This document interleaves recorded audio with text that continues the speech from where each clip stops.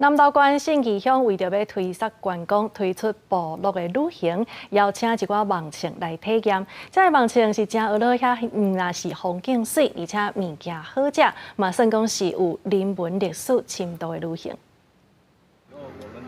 云云啊，对在导览员后壁，对部落入口的故事墙开始。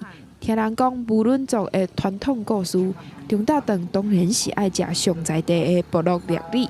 等待协会正用心咧规划，来参加的游客拢感觉真新鲜。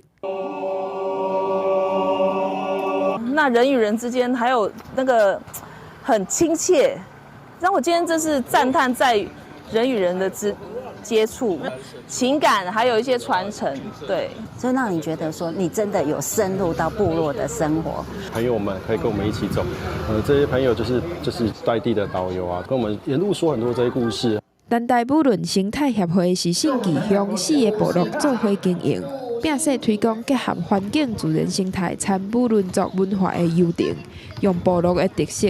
望城山脚的人客通来这亲近大自然，嘛感受原住民文化的水。我们丹大地区有4个部落啊，潭南、地利、双龙、仁和。那我们今天走了3个部落，透过这2天的一个游程，然后让外面的客人，然后来去感受我们这边的一切的美好，然后能够把我们的文化，然后也可以传递给外面的人来了解。